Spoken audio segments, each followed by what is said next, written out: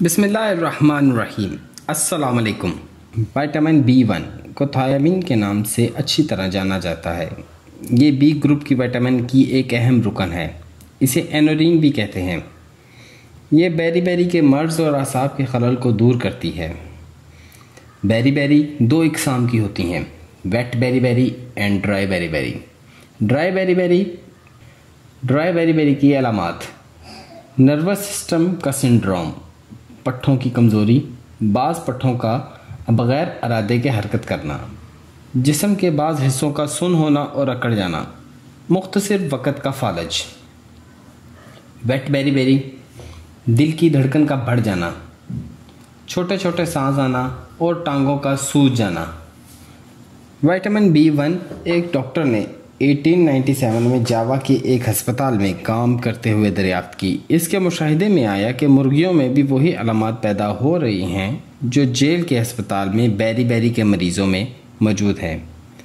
ये बीमारी मुर्गियों में उस वक़्त पैदा हुई जब इन्हें पॉलिश किए हुए चावलों की बची कुची खुराक दी गई, लेकिन जब इन्हें बग़ैर पॉलिश किए बुरे चावल खिलाए गए तो वो सेहतमंद हो गई। डॉक्टर ने अंदाज़ा लगाया कि चावलों के गुलाफ और दीगर अनाज के चोकर में कोई ऐसी चीज़ पाई जाती है जो मुर्गियों को बेरी से मिलती जुलती बीमारियों से महफूज रखती है। उसने दावा किया कि ये एक नामालूम ग़ज़ाई जुज़्व है। 30 साल बाद इसी लेबॉर्ट्री में जेंसन और डॉनेथ नामी दो कारकुनों ने इस जुज़्व को शफाफ शक्ल में अलग करने में कामयाबी हासिल की। इसे थायामीन का नाम दिया गया।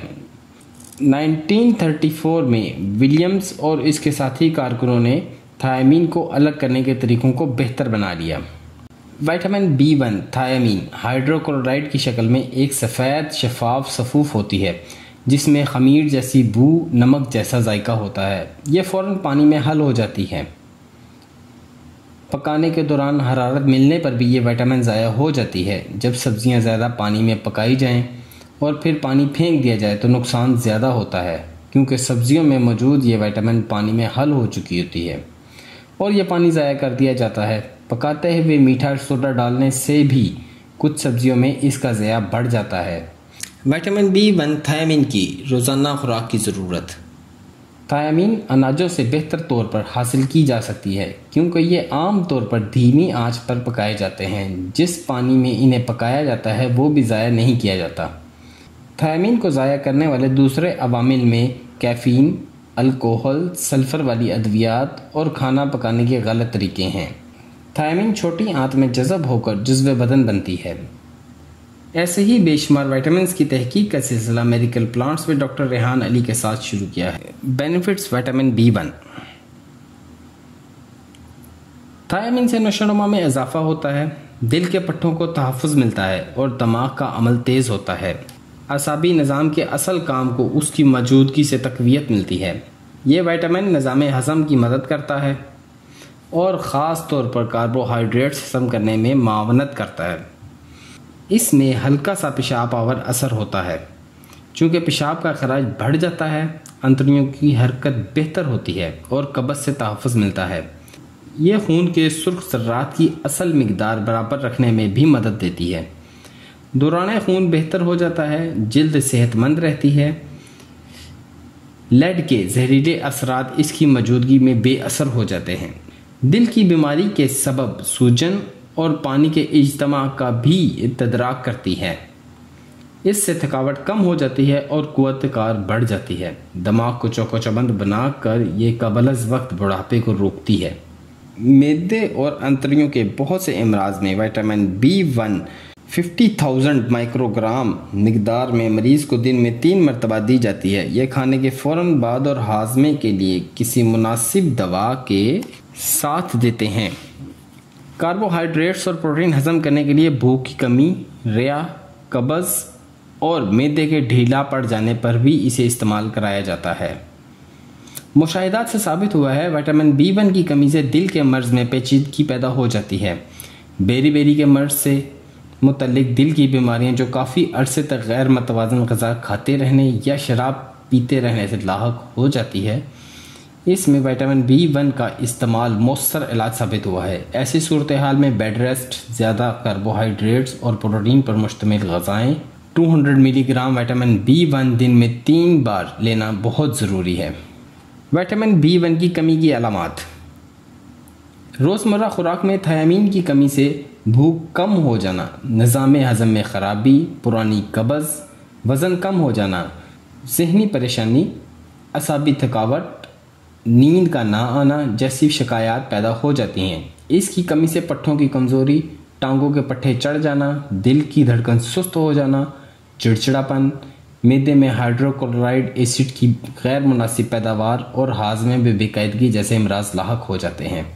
जिस्म को कम मिकदार में थायामीन मिले तो दिल के पट्टे सुस्त पड़ जाते हैं, दिल के बलाई खाने अपनी ताकत खो बैठते हैं और बतदरीज फैल जाते हैं।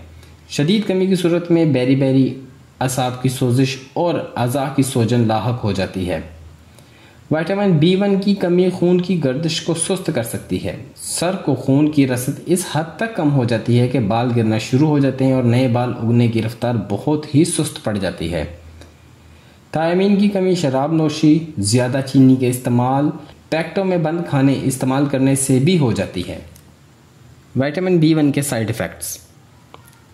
थायामीन का कोई जहरीला असर माहिरीन के इल्म में नहीं आया। इसकी इजाफी मिकदार पेशाब के ज़रिए खारिज हो जाती है और किसी भी मिकदार में बाफ्तों या अज़ा में ज़ख़ीरा नहीं होती। अलबत्ता बाज़ औक़ात ज़्यादा मिकदार के मनफी असरात में कपकपी, जिल्द पर गुच्छों की सूरत में छोटे छोटे दाने निकल आना, आसाब ज़दगी, बार बार दिल की धड़कन तेज़ हो जाना और एलर्जी शामिल है।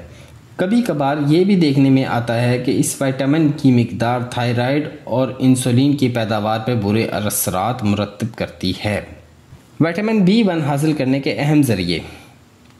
अनाज और दालें।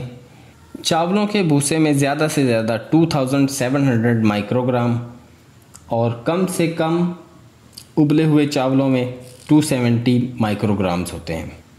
सब्जियां और फलियां, इनमें ज़्यादा से ज़्यादा कमल की खुश्क डंडियों में 820 माइक्रोग्राम्स और आलू में 100 माइक्रोग्राम्स होते हैं। मगज़ और रोगनी बीज, मूंगफली में 900 माइक्रोग्राम्स और बादाम में 240 माइक्रोग्राम्स होते हैं। फल, खुश्क खुबानी में 220 माइक्रोग्राम्स होते हैं और खरबूजे में कम से कम 110 माइक्रोग्राम्स होते हैं। गोश्त, भेड़ की कलेजी में 360 माइक्रोग्राम होते हैं और अंडे में 100 माइक्रोग्राम्स। हमें विटामिन हासिल करने के लिए कुदरती ग़िज़ाओं का इस्तेमाल करना चाहिए। फ्रेश जूस, कच्ची सब्जियां, फल, मग़ज़ियात और गोश्त के ज़रिए इनको अपने जिस्म का हिस्सा बनाना चाहिए ताकि हम अद्वियात के बग़ैर कुदरती ग़िज़ाओं से इसकी कमी को पूरा कर सकें। कुदरत के पास हमारे हर मसले का हल मौजूद है, इसलिए हमें कुदरती चीज़ों से ही अपने इलाज करने चाहिए।